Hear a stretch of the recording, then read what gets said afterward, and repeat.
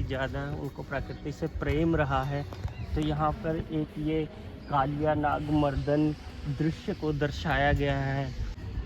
इसके अंदर लगभग 25,000 जो इनके अनुयायी हैं उनके बैठने की और प्रवचन करने की भवन की क्षमता है और ये 73,000 वर्ग फुट में फैला हुआ है।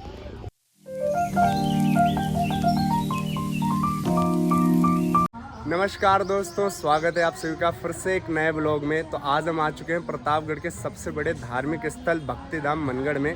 तो आज इसके बारे में हम जानने वाले हैं, इसकी क्या कहानी है। तो हमारे साथ जुड़ चुके हैं हमारे धर्मेंद्र भाई। नमस्कार दोस्तों, राधे राधे। हम पहुंच चुके हैं प्रतापगढ़ जिले के भक्तिधाम मनगढ़ में और ये जैसा कि हमारे 5वें जगत गुरु कृपालू जी की जन्म स्थली एवं लीला स्थली है।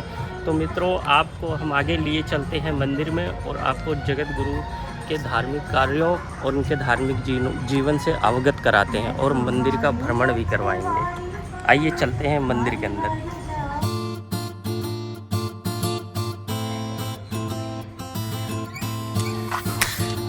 जैसा कि दोस्तों हम आम्र वाटिका के ठीक सामने पहुंच चुके हैं, जहां पर ये श्रीमद् भागवत गीता उपदेश का एक दृश्य दर्शाया गया है। इस दृश्य के माध्यम से कुरुक्षेत्र में भगवान श्री कृष्ण गीता का उपदेश दे रहे हैं, क्योंकि भगवान श्री कृष्ण हमारे धार्मिक हिंदू मान्यता के अनुसार हमारे पहले विश्व गुरु और जगत गुरु माने गए हैं।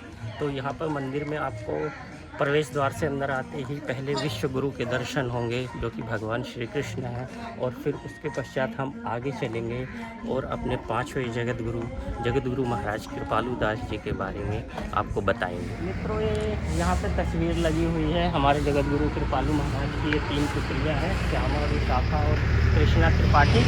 इसमें जो है ये विशाखा त्रिपाठी भक्तिधाम मनगढ़ की अध्यक्षा हैं और उनके देख रेख में ही इस मंदिर के सारे क्रियाकलाप होते हैं। जैसा कि दोस्तों हम पहुंच चुके हैं मंदिर के उस भाग में जहां की कुछ झांकियां यहाँ पे बनाई गई हैं, जो कि प्रकृति से जुड़ी हुई हैं। और ये झांकी दर्शन का बोर्ड लगा हुआ है और यहीं से मंदिर मार्ग को भी रास्ता जाता है। तो हम पहले झांकियों के देख लेते हैं, उनके दर्शन कर लेते हैं और उसके बाद हम मंदिर मार्ग में चलेंगे। और यहाँ पे जैसा कि मेरे मेन गेट पे लेफ़्ट और राइट साइड में दोनों तरफ यहाँ पे हाथियों को दर्शाया गया है। और ये हाथियाँ हमारे हिंदू धर्म में शुभंकर मानी जाती हैं। हम किसी भी मंदिर में जाते हैं तो यहाँ पे पहले हाथियों का प्रतीक चिन्ह होता है, तो इनको ये हमारे हिंदू धर्म के मान्यता के अनुसार शुभंकर माना गया, इसलिए यहाँ पे इनको चित्रित दर्शाया गया है। आइए आपको मेन गेट से झांकियों के दर्शन करवाते हैं, उसके बाद हम आपको मंदिर की ओर ले चलते हैं। तो ये कुछ कृष्ण भगवान की जीवन लीलाएँ हैं, बाल लीलाएँ, उनके जो है ये झांकियाँ हैं और बड़ी ही सुंदर और मनोरम है।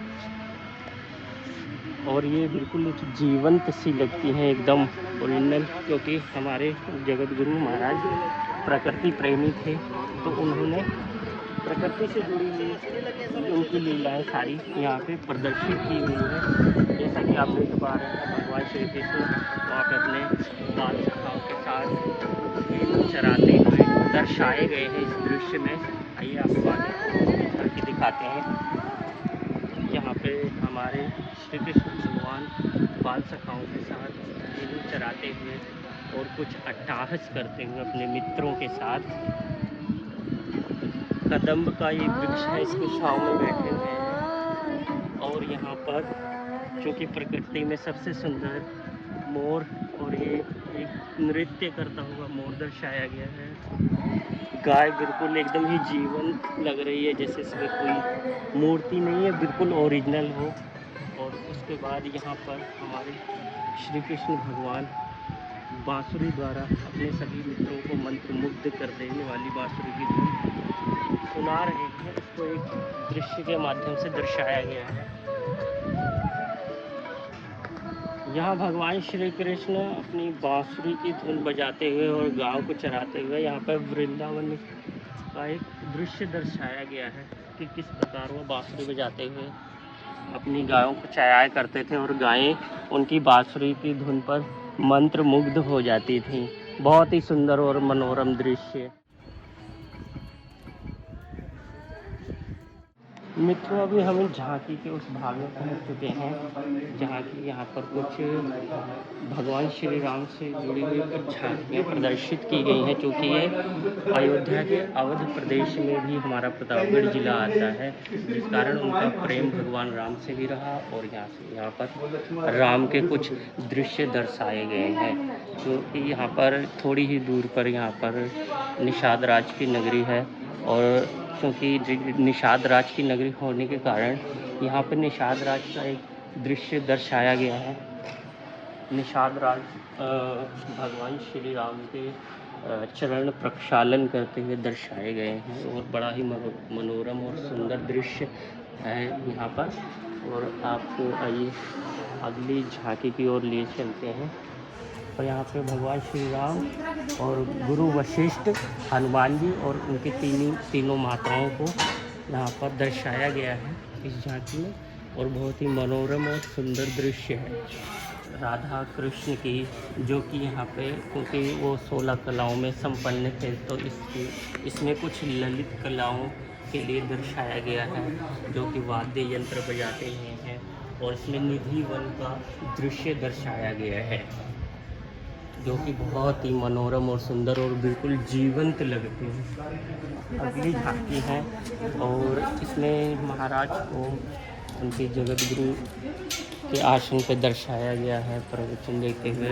और इस झांकी में जगत गुरु महाराज द्वारा लिखी गई कुछ पुस्तकों का यहाँ पे उनके कवर पेज दर्शाए गए हैं, उनकी बुक्स दर्शाई गई हैं, क्योंकि उन्होंने बहुत सारी किताबें भी लिखी हुई हैं।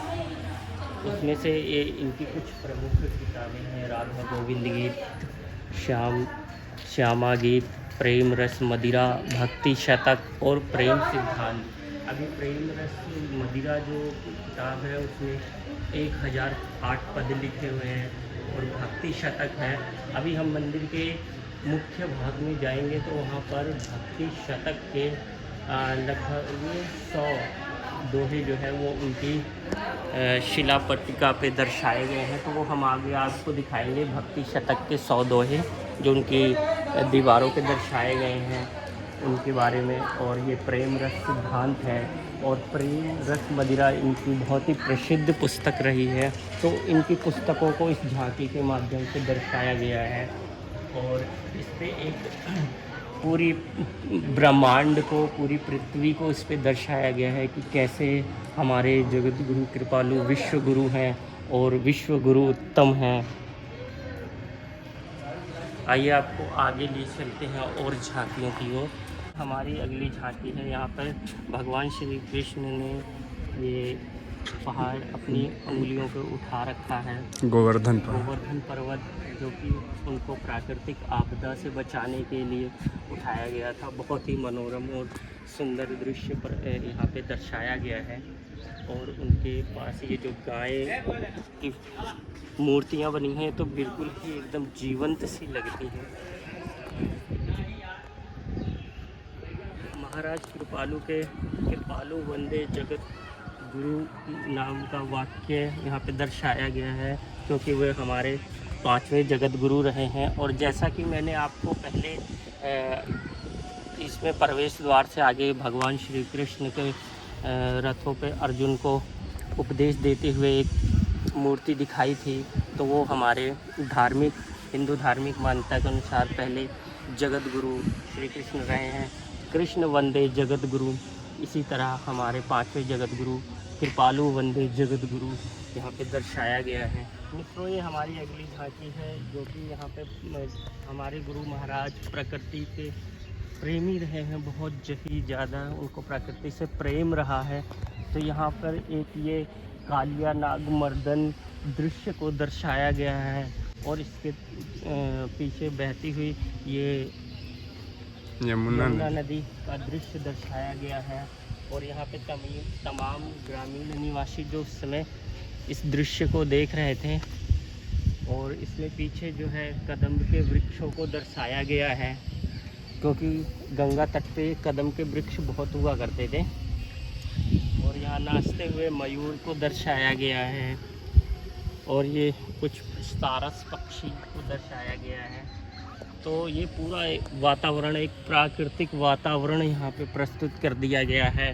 क्योंकि मैं अपने दर्शकों से ये कहना चाहूँगा कि हम दिन के समय में आए हुए हैं, क्योंकि यहाँ पर बहुत धूप है। तो जैसे हमारे दर्शक आए तो वो इस मंदिर को देखने के लिए शाम को आएँ, क्योंकि शाम को इसमें समझ लो इनकी खूबसूरती में 4 चाँद लग जाते हैं। ये पूरी झांकियाँ मूवमेंट करती हुई आपको नज़र आएंगी, चलती हुई नज़र आएंगी, और इन पे जो लाइटिंग होती है उसको बहुत ही सुंदर और मनोरम दृश्य हो जाता है। इससे समझ लो कि 10 गुना ज़्यादा बढ़िया अच्छी लगती हैं झांकियाँ। तो हमारे जितने भी दर्शक और व्यूवर्स हैं वो इस यहाँ पे मंदिर को देखने के लिए शाम के वक्त ही आएँ। और ये टाइमिंग है, ये झांकी चलने का समय 6 बजे से 8 बजे तक का होता है मित्रों। तो आप इसी टाइमिंग के दौरान आएँ। और ये मंदिर जो कि 3 हिस्सों में बटा हुआ है, तो ये भक्ति भवन मंदिर है, और ये कुछ टाइमिंगों के लिए ही खुलता है। इसमें हमारे को जाने के लिए अनुमति नहीं है अंदर। तो हम आपको एक इसके बीच सर्कल में भी एक दृश्य, बहुत ही मनोरम दृश्य है, उसके बारे में आपको बता देते हैं, दिखा देते हैं। दोस्तों, जैसे कि हम मंदिर के भक्ति भवन और जगत गुरु कृपालु परिषद के बीच में ये एक सर्कल टाइप में बना हुआ है, और यहाँ पे इस झांकी को प्रदर्शित किया गया हुआ है। यहाँ पर इनके जो है रासलीला के दृश्य को प्रदर्शित किया, जो कि बहुत ही मधुर, सुंदर और मनोरम है। और इसके अंदर रात के अंदर जब लाइटिंग होती है तो इसकी जो है सुंदरता और अधिक बढ़ जाती है। तो मित्रों, आप इस झांकी को देखने के लिए शाम को आएँ। और इसके सामने जगत गुरु कृपालु परिषद है, जो कि लगभग बंद रहता है, हमारे को उसमें प्रवेश करने की अनुमति नहीं है। फिर इसके अंदर लगभग 25,000 जो इनके अनुयायी हैं उनके बैठने की और प्रवचन करने की भवन की क्षमता है। और ये 73,000 वर्ग फुट में फैला हुआ है। और इन मंदिर का निर्माण के लिए जो यहाँ पर पत्थर यूज करे हुए हैं, वो जैसा कि आप ये नीचे फर्श में देख पा रहे होंगे, ये काला ग्रेनाइट है और ये बलुआ पत्थर है। और ये भी ये बलुआ पत्थर से निर्माण हुआ है। और इसमें जो है सफ़ेद संगमरमर का प्रयोग किया गया है। हमारे ठीक सामने ही सफ़ेद संगमरमर के पत्थरों से बनाया गया ये मंदिर है। और उसके ठीक पीछे जो है वो लाल बलुआ कलर के पत्थर से इस मंदिर का निर्माण किया गया है। और आपको ले चलते हैं भक्ति धाम मेन मंदिर की तरफ।